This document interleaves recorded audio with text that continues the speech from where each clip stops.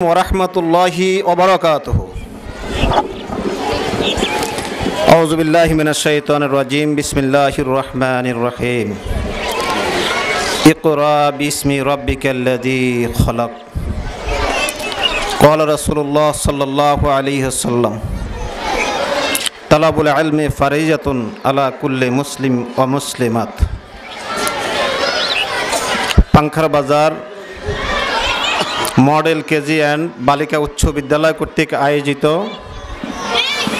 2023 সবক অনুষ্ঠানের সম্মানিত সভাপতি, আজকের এই প্রোগ্রামে উপস্থিত রয়েছেন প্রধান অতিথি, সুবর্ণচর উপজেলার সর্বোচ্চ বিদ্যাপীঠ,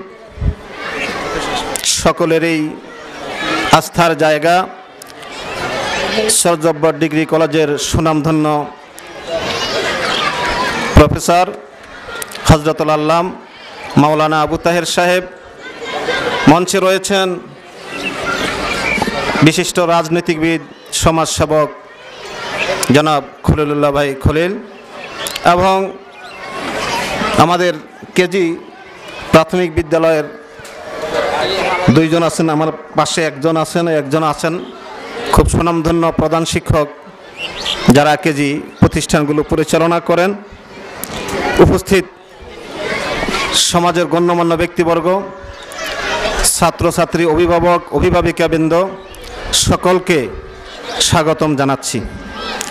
আমি মহাগ্রন্থ আল কোরআন থেকে একটি আয়াতের অংশ বিশেষ তেলাওয়াত করেছি।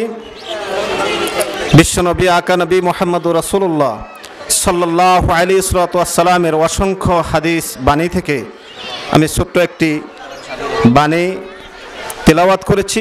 চেষ্টা করব এই কথাগুলোর মধ্য দিয়েই শেষ করার জন্য। আল্লাহ তাআলা বলেছেন, পড়ো তোমার প্রভুর নামে যিনি তোমাকে সৃষ্টি করেছেন। বিশ্বনবী মুহাম্মদুর রাসূলুল্লাহ সাল্লাল্লাহু আলাইহি ওয়াসাল্লাম বলেছেন, প্রত্যেক নরনারীর উপরে তলবে ইলম শিক্ষা করা ফরজ। আজকের এই কেজি স্কুলের অনুষ্ঠানে আমি এই কথাগুলো বলার কেন, এই পাংখার বাজার স্কুল আমি আরও একবার এসেছিলাম 2022 সালে। আমি এর আগে আসি নাই, কিন্তু ওনারা আমাকে অনেক প্রোগ্রাম দিয়েছে, আমি আসলে আসি নাই। আমি আসলে একটা চাপে আছি। নুরানি মাদ্রাসা কেজি স্কুলে প্রশাসনিকভাবে, যেহেতু আপনারা জানেন আমি সরকারি প্রাথমিক বিদ্যালয়ে আছি এবং শিক্ষক প্রতিনিধিত্ব করি, প্রশাসনের কাছে আমি অনেক জবাব দিতে হয়। কিন্তু আমার থেকে ভালো লাগে এই প্রোগ্রামগুলো, আমার থেকে ভালো লাগে যেখানে শিক্ষার আলো নাই সেখানে যারা শিক্ষার আলো জ্বালাচ্ছেন তাদেরকে তো উৎসাহ দেওয়া আমার একান্ত প্রয়োজন। এটা আমার ইমানি একটা দায়িত্ব।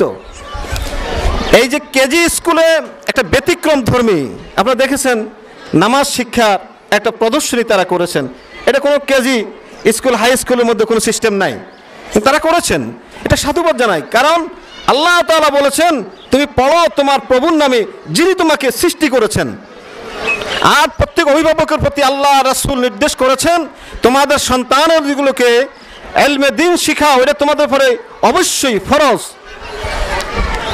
এখন দেখেন আল্লাহ তাআলা আমাদেরকে এই ব্যবস্থাটা, এই পাংখার বাজার এই মডেল স্কুলের যিনি প্রতিষ্ঠাতা আমার প্রিয় সুনামধন্য ওয়ারেস স্যার, ওনারা এই বিশাল এই কর্মযোগ্য কাজ 2013 সাল থেকে শুরু করেছেন। আজকে 2023 সাল, এই হাঁটি হাঁটি পা করে তারা আজকে এখানে এসে দাঁড়িয়েছেন। আলহামদুলিল্লাহ।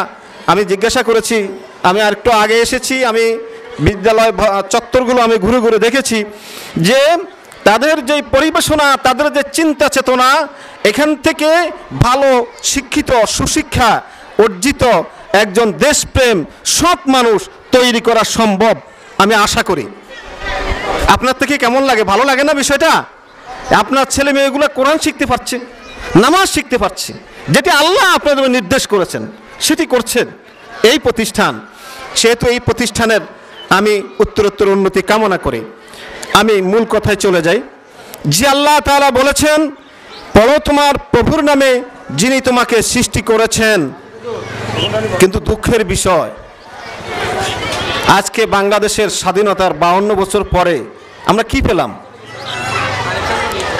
যেই শাসকে আসুক না কেন, যারা এখন আমাদের ক্ষমতায় আছেন তারা তো 90% মুসলমানের প্রতিনিধিত্ব করছেন। শুধু তা না, তারা এই 90% মানুষের ম্যান্ডেট দিয়েই তারা ক্ষমতায় আছেন। কারণ এই দেশের মানুষ ধর্মপ্রিয় মানুষ, এই দেশের মানুষ কোরআন হাদিস ভালোবাসার মানুষ। কিন্তু আপনি কেন 10% মানুষের পথ অবলম্বন করছেন?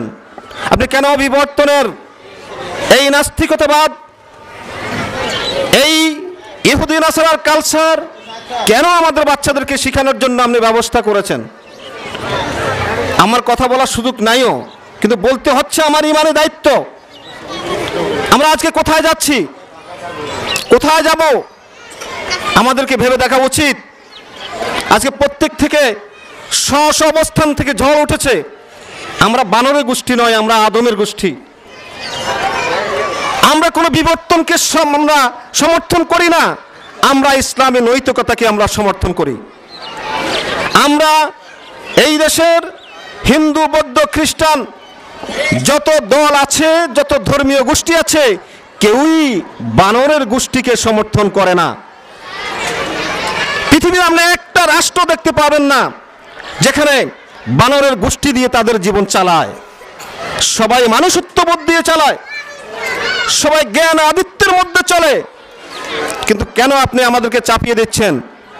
আমরা বলবো, আজকেও আমি একটা ভিডিও ফুটেজ দেখেছি, মাননীয় শিক্ষামন্ত্রী বলেছেন যে আমরা এগুলো পরিবর্তন করব। ধন্যবাদ জানাই, সাধুবাদ জানাই। আপনি অচিরেই আপনি এই সব অবাঞ্ছিত, বিতর্কিত নাস্তিক্যবাদ, সমকামিতায় মানুষকে উদ্বিষিত করার এই সমস্ত শিক্ষানীতি পরিহার করে ওই সমস্ত কলকাবজা যেগুলো তৈরি করেছেন এগুলো মুছে ফেলে আপনি আল্লাহর দিকে ফিরে আসেন। কারণ আল্লাহ বলেছে, বলো তোমার প্রভুর নামে যিনি তোমাকে সৃষ্টি করেছেন। অবশ্যই আমাদেরকে সৃষ্টি করেছেন আল্লাহ, সেহেতু সে আল্লাহ, আর আল্লাহিত্ব শিক্ষা আমাদেরকে দিতে হবে। আমি দীর্ঘায়িত করব না, আমি কথা শেষ করে দেব। আল্লাহ তাআলা যুগ যুগ দেখেছি, যারা আসলেই মানুষকে প্রতারণা করতে চায় তারা নিজেরাই প্রতারিত হয়েছেন। এটি ছিল সত্য কথা। আমরা এই কোমলমতি শিশুদেরকে নিয়ে আপনাদের মায়েরা, বাবারা যারা পাঠিয়ে দেন বিদ্যালয়ে, শিক্ষকদেরও কিছু করার থাকে না, বই ছাপানো হয় সরকারি মুদ্রণ থেকে। সেখান থেকে যেই বইটা আসে সেই বইটা শিক্ষকদেরকে একটা প্রশিক্ষণ একাডেমিক দেওয়া হয়। সেই প্রশিক্ষণের আলোকে তারা ক্লাসে সেটা ব্যবহার করেন, প্রয়োগ করেন। তো আমরা বলবো আমাদের শিক্ষক ভাইদেরকে, আমরা এই যেগুলো মনুষ্যত্ববোধ নাই, যেই পাঠগুলোতে মানুষের শিখার কিছু নাই, চরিত্রহীন হবে এমন শিক্ষা থেকে আমরা বিরত থাকব। আমরা চাইব আমরা মুসলিম অধ্যুষিত এলাকায় হিন্দু, বৌদ্ধ, খ্রিস্টান যারা যেই দেশ শিক্ষাটা আমরা দেব।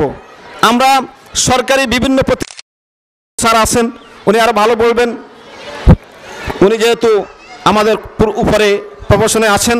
আমি বলতে চাই যে এই দেশে যারাই বড় বড় গুণী জ্ঞানী হয়েছেন তারা কিন্তু শিক্ষা নিয়েই হয়েছেন, তাই না? শিক্ষা ছাড়া কি কেউ গুণী জ্ঞান হতে পারে? হয় নাই।